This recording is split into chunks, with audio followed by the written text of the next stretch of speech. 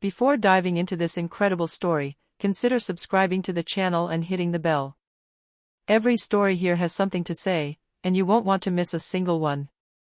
He humiliated and slapped her, without knowing that she was the wife of the Army Chief General. In the city of Richmond, on a sweltering summer evening, the streets seemed frozen in a humid torpor.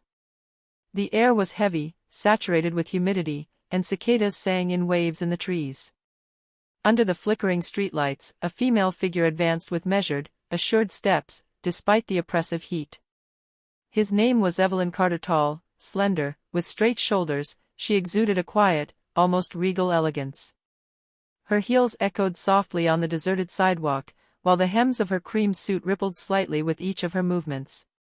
Her impeccable hair, her straight, serene gaze, everything about her exuded dignity. Evelyn was not unknown in the influential circles of Washington and Richmond. Although she was often discreet, her presence never went unnoticed. Not only because she was the wife of General James Carter, Supreme Commander of the United States Armed Forces, a man of legendary integrity and honor, but also because she herself had built an admirable career. Committed for more than 15 years to humanitarian projects, she headed a national program to assist the families of wounded soldiers, a work she carried out with passion and humility. That evening, she was walking home from an important meeting at a community center in the East End. It was already late at night, but Evelyn hadn't wanted a driver. She liked to walk, to think, to take the temperature of the real world, far from official speeches and gilded salons. She wasn't afraid. She had never been afraid. Not in this city she thought she knew. As she crossed a side street, dimly lit by a flickering old street lamp, the sound of an engine was heard behind her. A patrol car slammed to a stop alongside her. The screech of tires broke the silence. Evelyn stopped and turned calmly toward the vehicle. The door burst open. A man in uniform quickly stepped out. Tall, broad-shouldered, his face hardened by the habit of giving orders, he wore an icy, suspicious look. Agent Mark Thompson, a police officer in his 30s, was well known to his colleagues, and feared. With an impulsive character, often suspected of resorting to abusive checks, he was protected by a silent hierarchy and always incomplete reports. He didn't take the time to assess the situation. He didn't greet her. He didn't inquire about Evelyn's identity. What he saw was a black woman, alone, elegantly dressed, walking through a neighborhood he deemed sensitive. And that was enough for him.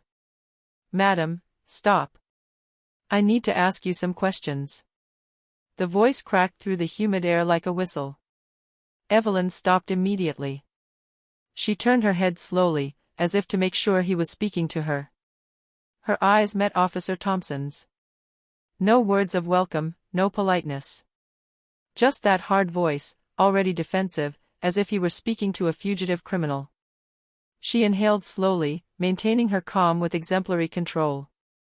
"Officer, may I ask why?" she asked, her voice soft but firm, slightly tinged with disbelief. A few seconds of silence followed. A heavy, oppressive silence. Agent Thompson narrowed his eyes. The woman's calmness was already irritating him. He saw arrogance, provocation, even contempt in it. In his mind, twisted by years of unquestioned abuse, this kind of posture had to be broken from the start. "Don't be silly," he said coldly. "We have received reports of a woman matching your description suspected of suspicious behavior in this area." The tone was intentionally vague, the words chosen to create an intimidating vagueness. "Reports. Matching your description." It could mean anything and nothing. Evelyn immediately sensed the absurdity of the situation. She saw it in his eyes. He expected no cooperation, only submission. And she wasn't about to be crushed. "I don't understand," she said calmly. "I'm just going home from a charity event. Here's my ID." She opened her purse slowly, with visible and measured gestures, like a teacher who doesn't want to rush a nervous child. She held out her ID between two fingers, with a dignified gesture. A glimmer of control shone in her eyes. But Thompson, instead of taking it, looked at it suspiciously. He didn't even extend his hand. "Do you think it's that simple?" he barked. "You give me a name, and I take your word for it?" You don't decide here. He stepped forward with a sharp step, his face tense, his voice rising in volume. Come down from the street. You will accompany us to the police station. Faced with the brutal and baseless order, Evelyn remained motionless. She didn't scream, didn't move an inch toward the car.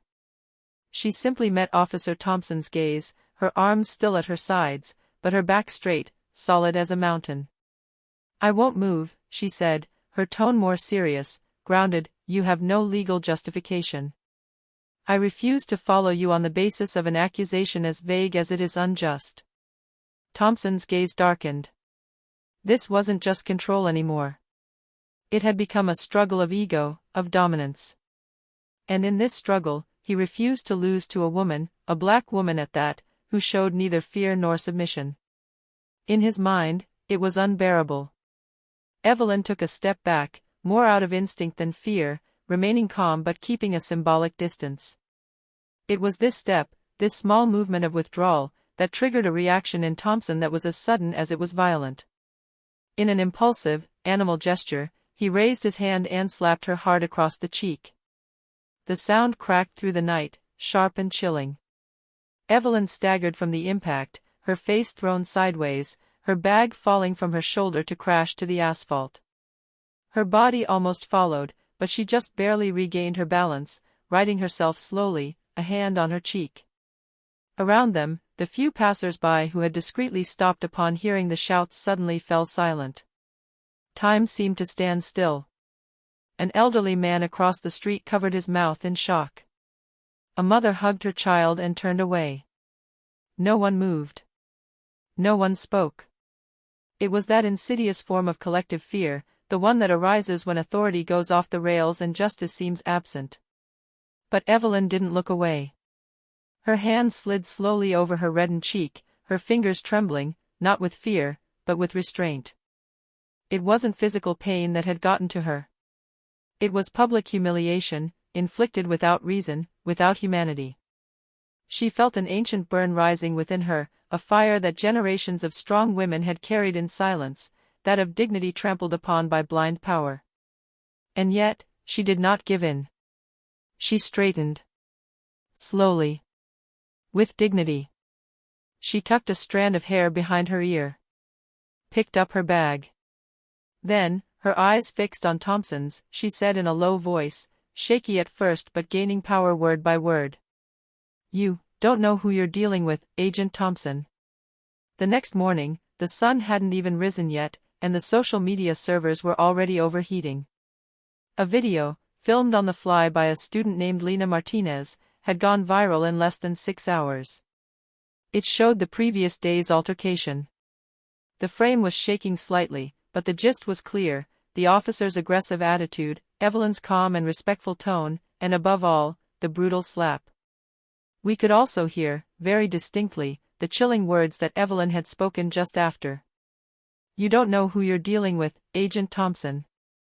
The video, accompanied by the caption, Black woman slapped by police officer as she was just walking home. #Richmond #Justice for Evelyn, was shared by celebrities, journalists, activists, and even soldiers, shocked to learn that the injured woman was the wife of the highest-ranking officer in the U.S. military. Hundreds of kilometers away, in the hushed silence of military headquarters, General James Carter was watching the video for the third time. His jaw was set, his fists clenched.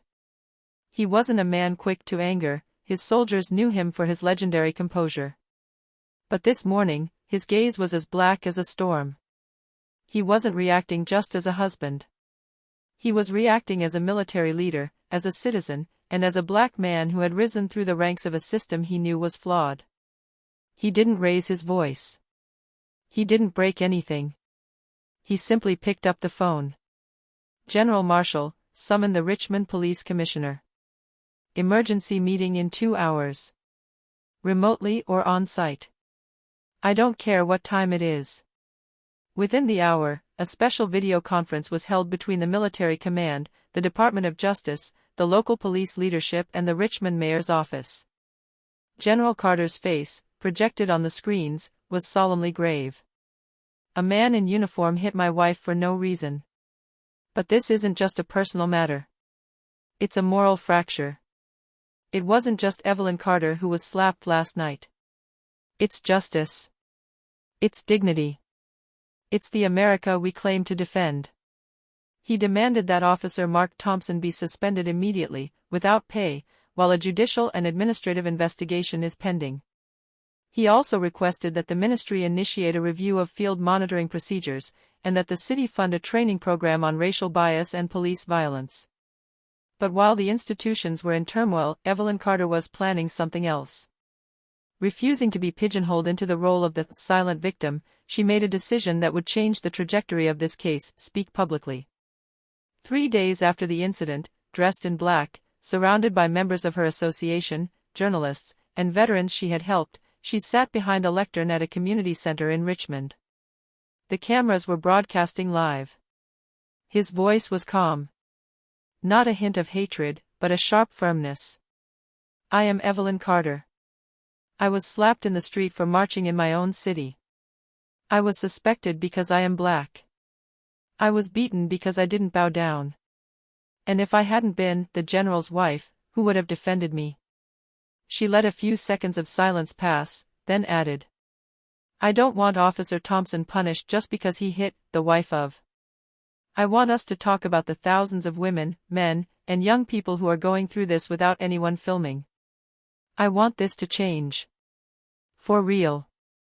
His statement was met with a standing ovation. In the days that followed, a hashtag emerged, #JeSweEvelyn. It was taken up by politicians, artists, military personnel, and even police officers who called for internal reform of their institution. Silent marches were organized in several cities. Evelyn was invited to speak before Congress, alongside other victims of police abuse. She refused sensationalist interviews, preferring civic and educational forums. She used her newfound fame not to promote herself, but to amplify invisible voices, those that no one had listened to until then. With the unwavering support of her husband, General James Carter, Evelyn made the decision not to let this slap fade into silence. Despite the pain, despite the pressure, some from political circles, some even from the police themselves, urging her to keep it down, she stood her ground. 3 days after the incident, in the crowded auditorium of the Richmond Civic Center, she stood straight behind a lectern, in front of dozens of cameras. The curtains behind her bore the seal of the Military Families Association, but on this day, it was on behalf of all humiliated women, of all marginalized and silenced people that she spoke. His speech was broadcast live by several national networks. His gaze, determined but gentle, betrayed neither uncontrolled anger nor resentment. Only a painful clarity, that of people who have suffered, and who refuse to let others go through the same thing. What I experienced is not an isolated incident, she declared in a clear voice. This slap was not just a violent gesture. It was a reflection of a system that too often confuses authority with abuse, security with control, justice with domination. She paused. You could hear a needle drop. I am aware that if this video had not existed, if my name had not been linked to a high-ranking officer, my story would have been ignored, even denied. I have been fighting this broken system for years in the shadows. Today, I am denouncing it in the light. Not for revenge, but to repair. To change. Tears shone in the eyes of several spectators. And this was the beginning of a national movement. The next day, peaceful demonstrations were held in more than 50 American cities, often silent, sometimes accompanied by public readings of Evelyn's speech. Signs read, I am Evelyn. One slap too many. Respect has no uniform. Dignity is not negotiable. Police officers, black, Latino, white, posted messages of support for Evelyn on social media, some going so far as to denounce the culture of silence in their own services. At Georgetown University, where Evelyn had studied law before abandoning her career to devote herself to military and humanitarian causes, a lecture hall was renamed in her honor. During this time, Agent Mark Thompson, he faced the storm. Suspended without pay, he was summoned before an internal disciplinary committee. At the hearing, he tried to justify his actions, citing fatigue, pressure on the pitch, and a misunderstanding. But the images were there. The words too. And the truth left no room for ambiguity. His suspension was confirmed. But more than that, he was summoned before a civil court, accused of disproportionate use of force, abuse of authority, and aggravated assault. Ironically, his own lawyer requested a reduced sentence on the grounds that the victim was of exceptional stature and possessed superior emotional control. A remark that, rather than lightening his sentence, only served to illustrate the underlying racism in his initial actions. Evelyn, on the other hand, never uttered a word of hatred. She didn't lash out. She didn't humiliate her attacker. She remained true to who she had always been, a strong, clear-sighted woman, committed to the common good. She refused to be trapped in the label of the general's wife. Instead, she used this platform to create something lasting.